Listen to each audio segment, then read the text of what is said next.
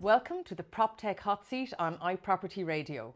I'm Cróna Esler and I'm delighted to be joined in studio today by Ciara Greaney of White Spire. You're very welcome to studio, Ciara. Thanks a million for having me. It's great to be here. Not at all. Tell me, I suppose, start by telling me a little bit about White Spire, where it came from and how long you're in business and what it is you're doing. Okay, so we're operating about 2.5 years now. My background is in finance, compliance, supply chain, operations. So I've kind of worked with multinationals kind of across the globe and trying to figure out how we can make those operate efficiently and effectively. Okay. And so a large part of the work that I had done in the past was figuring out how could we get our finance teams to address compliance in a way that's efficient so that their job isn't boring, so that they can spend their time doing value add stuff. And that was the love, right? That was always the game. That's what we tried to do. And Whitespire started off with that requirement. Now, as we did that, our clients were coming to us and saying, look, we've got processes that really need work. However, they're working right now. Can you help us build our new process for ESG reporting? Okay. And a lot of the time that sits with back office teams, so finance teams, supply chain teams, logistics, those type of roles. And it's a new skill set. So when they looked at it, they weren't really sure, okay, well, what does this mean for me on a Monday morning? And so we tried to figure that out for them. Okay. So your focus is all about ESG reporting, carbon counting, and you're working with companies of all sizes? Yeah, so most of our companies are kind of mid to large manufacturers. Okay. But we also work with some small companies. So companies, we've got a couple of clients who are, they've taken investment, they're pre-revenue even, and their investors are saying, we need to figure out what you mean from an ESG perspective in our portfolio. And so we help them figure that out. We help them put a plan in place and set up a way of maintaining that plan that's right-sized for their business, that doesn't become like a side desk project that someone has to remember to do every year. So we try and embed it into how they operate. Okay, so put it, as you say, embedded within their processes rather than adding extra dimensions to their daily task list. Exactly, yeah. So like what is it that they're doing? Because I think first off, ESG as a concept is huge, right? It covers everything. From a business perspective, what we're trying to say is, okay, what are you already doing that fits within this box? And maybe maybe it's part of your business strategy, but if we put an ESG lens on it, you're not doing anything different. You're just looking at it from a slightly different angle. So we help them figure out what they're doing that satisfies this requirement. Okay, so I think we all know about ESG and have all certainly heard about it and have been involved in some manner. But talk to me about carbon counting. What is carbon counting? Why is it necessary? How do you go about it? Yeah, so as a business operates, they have a carbon impact, right? So that carbon impact can be mapped across their entire value chain. So right from the origin of the products that they purchase in, down to how their customers use their product and how that operates. The carbon calculation basically puts a data point around what their operation looks like, and it puts that data point in certain categories. So it helps them figure out, okay, well, where's our biggest impact? We kind of look at it like a heat map. So you look across your value chain and it's kind of like, okay, well, maybe this particular part of our value chain, there's a lot of carbon embedded within that section of how we operate. And that gives them almost like a priority list of, okay, well, is there any opportunity there? Sometimes it can be viewed kind of negatively that, there's a carbon intensive operation or there's a carbon intensive company. But I suppose what it's really giving you is data. Okay. It's giving you a way to say, okay, well, where are our opportunities to reduce it? And rather than taking on the full gambit of your value chain, use your heat map to focus it down and see, okay, well, what can we do within this particular category that will help us reduce it. So it's pointing it out and it's calculating it not from the point of view of, kind of putting pressure on a company necessarily or singling them out as doing something wrong or it being a negative thing. It's about how you then use that information, what you do with it, how you deal with it. Yeah, and a lot of the time what you do with that information or how you do it could help how you invest in capital projects, and those capital projects could long term bring down your cost base in your business as well. So there are commercial benefits to understanding it. Yeah. And like that, it's a data point, right? So it is what it is right now. We go in, we do a carbon calculation. We don't judge necessarily. We just say, this is your answer. This is the number. And here's a few steps that you can do in order to address it. Okay. Okay. Since Trump's election, there has been, realistically, globally, a rollback on ESG reporting and on, taking ESG policies on board. Talk to me a little bit about that. Yeah, it's really interesting. The dynamics of it are really interesting. So the first thing I'll say is the EU have a regulation, the Corporate Sustainability Reporting Directive.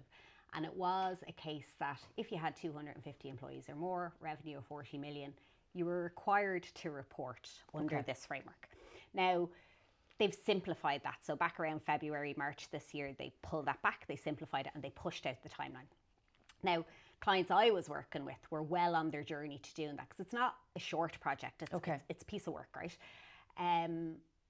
And the clients who were at the point where they were over the materiality phase of it, right? Double materiality, again, it's kind of like this ESG buzzword. What it is risk assessment. What risk goes on in your business, right?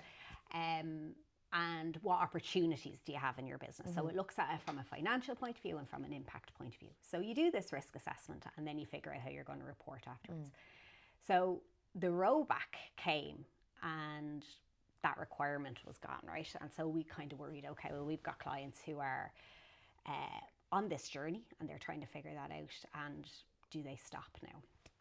And actually what happened was we had got to the point where we'd assessed all their risk and we'd assessed their opportunity, and they said, that's really valuable, so let's keep working on that. And so rather than putting the resources into the complex reporting that the EU is requiring, the resources have now gone into the execution of all the projects we've identified. So I feel that those companies who've just kind of washed their hands and said, okay, we don't have to do this now, so we'll move on to something else, that's fine. But what they're missing is the fact that ESG is not a different thing to your business. It's just a way of understanding your business. And if you can adopt that as a commercial strategic advantage, then why not? Why wouldn't you? You know? Because it certainly has been disappointing to see some of the big companies, and the U-turn that they have done as a result of it, no longer being a necessity. Is there any way that you feel, as Whitespire, can you get in there and in any way change their mindset? How can you approach that? Yeah, I think a large part of why companies say, oh, hands off, is because it's one of the biggest skills gaps that's going, right? So what you have now is you have accountants who are highly qualified in their field, and maybe it lands on their desk. Like you see carbon accounting, right? Carbon calculation, carbon accounting, carbon footprinting, it's all the same thing. But depending on what company you go to, it's on an accountant's desk, or it's on an engineer's desk, or it's on a supply chain desk. But they don't have the skill in that thing, right? Yes. So they're kind of going, oh God, if I don't have to do this, then I won't. I'll repoint over here, and that makes it easier. So a large part of what we do is we say, okay, no one knows your business like you know your business. This is going to be beneficial to you. We'll come in and kind of upskill your team. We'll get you compliant in the first place. We'll help you set up all your processes and structures. We'll automate as much of it for you as we can. And then your team are able to own it as part of their daily work, rather than you build this new team that, you have to get like these like really detailed skill sets. But actually that's where the complexity is. If we can embed it into what you're already doing. That's why I think ESG really needs a rebrand. It's just another way of operating your business that is more holistic, like a holistic way of looking at risk in your business. That's what it is. And is that how you'd rebrand it? I mean, how would you rebrand ESG reporting? The branding's already there. Business strategy, value chain mapping, business model canvases, like all of these things.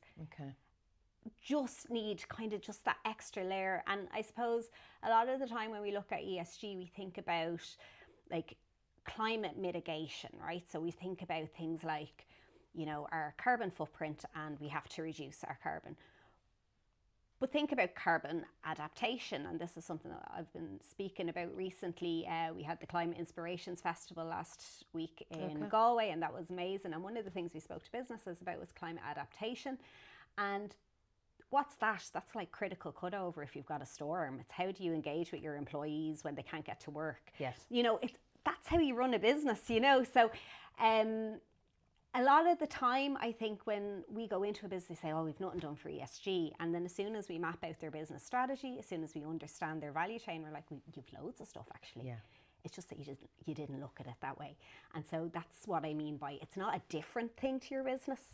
It's just around how you operate your business. Okay, and identifying, as you say, things that are already being done in a lot of cases. Yeah. I've yet to go into any company that has nothing that they can put on the table and show me that we can put under one of the topical standards for environmental, social or governance topics. Okay, so let's, I suppose, turn our attention. I know you said you work with some big manufacturers, etc. Are you doing any work within the construction industry, or, you know, what would you say to companies within the construction and property industries? Yeah, so some of our clients are in that manufacturing space and would be kind of feeding into the supply chain of construction for sure. What I would say is, you know, there are opportunities in those areas to like understand your value chain in terms of like where's the risk in where you're sourcing your product from? Okay. Like what are the opportunities? If we go back to carbon reporting, like what are the opportunities in terms of if steel is part of your construction process, if it's part of your manufacturing process, where is that coming from? Are you engaging with your vendors to figure out like where their product's coming from? And a lot of it is easy steps. What we have found is that in that sort of construction, I've lost my words now, when you've got your client who's in that construction phase, right? Yeah. Especially if you're dealing globally, right, and you've got clients who are global, how are you making sure that you're getting your product to them? Like, what are the risks around that? Are you still able to engage with them? Is there ways that you can understand your business strategy from an ESG perspective that enables your customer satisfaction scores? And if your clients are in that scope for the likes of the EU reporting, CSRD, for example, and you are not, and you are supplying into them. So a lot of the manufacturers who might be supplying into the property industry might not meet the threshold for EU regulation, but some of their big clients will. And if their big clients are meeting it, they're going to be asking them for data. So their strategic advantage will be figuring out what data do these people who are required from a regulation perspective to report, what are they going to need of me, and how does that give me a competitive edge? Okay. Is there still a lot of, and I suppose it comes back to what we were speaking about earlier in relation to the Trump administration and all of that, but you know, is there a lot of box ticking exercises going on, you know, or how do you address that? Do you find that companies are literally just saying they're doing something for the sake of it and not actually doing it? I know when you're talking about data, you probably can't hide that. But in terms of policies and, you know, I suppose it's like greenwashing that we hear about a lot. Like are companies just saying, oh yes, of course we're doing X, Y, and Z, and really it's just for a LinkedIn post? Yeah, I think sometimes that happens, and I think the reason it happens is because they haven't maybe joined the dots around, you know, how they can embed it into their business in such a way that it's commercially viable, commercially beneficial. So yes, sometimes that happens, and I think that can happen as a knock-on response to regulation, right? So sometimes the regulation will prompt you to do something and you'll do it because you have to do it, right? I think that if they get to the point where they realize, well, actually this part works for us and this part is good and relevant, it moves away from the box ticking and becomes an embedded piece of just how we operate. Like, you know, 20 years ago, you might not have had like employee satisfaction as high up on your radar. But it's really commercially beneficial if it is, right? Yeah. And turnover gets reduced, your skills stay within your business, all those type of things. That wasn't necessarily always the case, right? You know, so I think over time, the benefit of it will evolve, and the ESG as a pillar on its own will maybe dissolve, and it will move more mainstream within, this is just how our business operates. And I'll give you an example. We had one client when they were in scope for CSRD, and during the rollback earlier on this year, after Trump was elected and the EU kind of dampened down their requirements and regulation,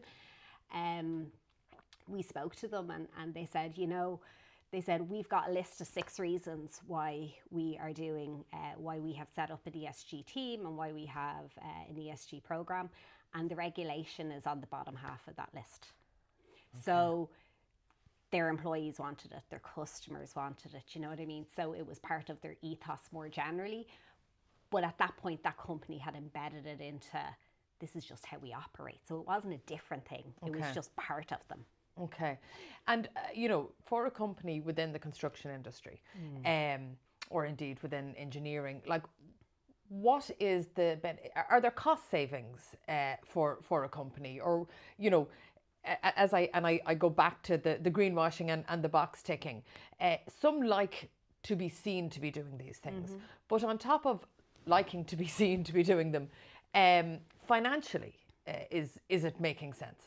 Yeah, I mean, we're definitely seeing it in terms of things like if you were going for tenders. So the weighting for ESG related focus is much higher now than it was going back a few years ago. Okay. So even from like a revenue generation perspective, being able to answer these tenders in such a way, like, I mean, that's an opportunity.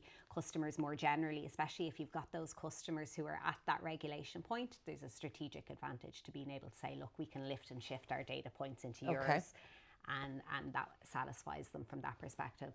And then, of course, there's things like, the electric vehicles and the solar panels and all of those things. All of those things help.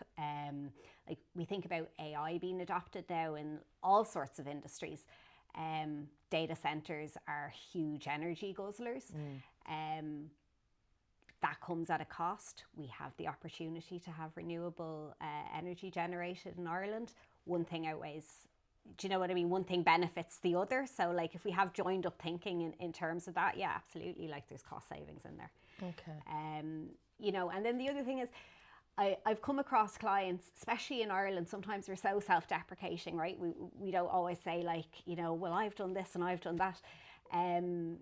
So I know of clients that we have who have done the most amazing things, and God forbid they tell anyone, right? So they just, and some of it is for fear that, like this greenwashing label, they think if I say something that I've done that's good, someone might come, is someone going to come over and kind of say, well, you haven't done this other thing.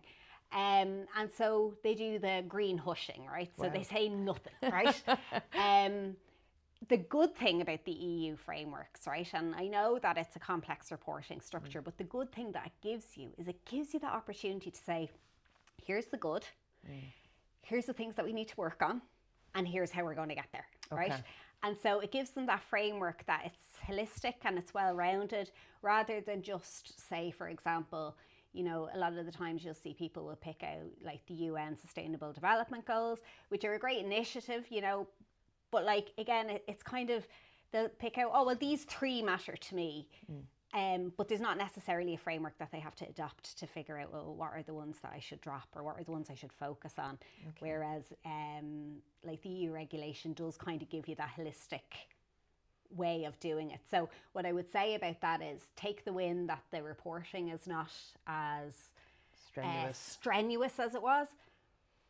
But those frameworks were developed by experts over years to, to figure out how can every industry use this for them. Like how can they use this detail and funnel it in so it's relevant to them and report in a holistic way. So I'd say get rid of the regulation if you're not required to do it. but use the benefit of the framework that's been provided to you. And use it as a way to look at your business in a new way. If you brought in a strategic advisor to, you know, give you some like business mentoring or something like, do you know what I mean? Yeah. They'd be using a framework to help you out too. So this is just another way of strategy doing it. in another form. Is and we might wrap up on this, is the messaging the problem? Is the messaging being lost out there? You know, is a new information campaign needed? I'm not sure who's going to pay for it, you know, but is there a problem in the messaging? Are companies not, as you say, you know, when the reporting you know, regulations aren't there in so far as they, you know, in as much as they used to be, how are we going to communicate? How, if it was in your hands, you know, how are you going to get companies to you know, get on board and to really embrace ESG and indeed carbon counting? So I think the first thing that we can do is acknowledge that it's an everybody job, right? So it's not a sustainability team in the corner, an administrator, an intern that's come in, right? It can't be held by one person. So it's an everybody job. I think understanding that everybody doesn't like the scope of it is so big that you don't have to know the full scope of it. You just have to understand how you can contribute. Okay. Because you can go down so many rabbit holes on ESG, and even within the frameworks, they're designed for all the businesses. Okay. All of them, all the industries, right? So it's not all relevant to you, but parts of it are. So there's an education piece. I'd stop calling it ESG. It makes it different, do you know? Like, yeah. I think, like, I'm coming from a finance perspective. Like, I like the numbers. I like your balance sheet. I like things to reconcile. I like to be able to go back a year ago and say, this is the number then and this is the number now. So using those frameworks to be more prescriptive about what matters to your business and then report on it as a KPI, as any other KPI you have in your business. I think that's how you'll get your benefit from it. Okay, so new messaging and a rebranding of ESG. Maybe I a think little bit of a rebranding, yeah. The accountants, I don't know in the world whether they love me for saying it and putting it on their desk, but possibly the next frontier for your finance team is figuring out what are the KPIs that are relevant to your business. What are the risks that are relevant to your business, not just from ESG, but your general, like your risk profile of your business, and how can you use those KPIs to benefit the bottom line, commercial strategy, the whole lot. And that's what it's all about. Yeah. No matter what industry we're in, no matter what the company, it's all going to come down to the bottom line. Ciara, thank you so much for joining me. It has been a really interesting discussion, and who knows what's next for ESG here in Ireland. And that's it from us here on the Proptech Hot Seat on iProperty Radio. Thanks so much for joining us.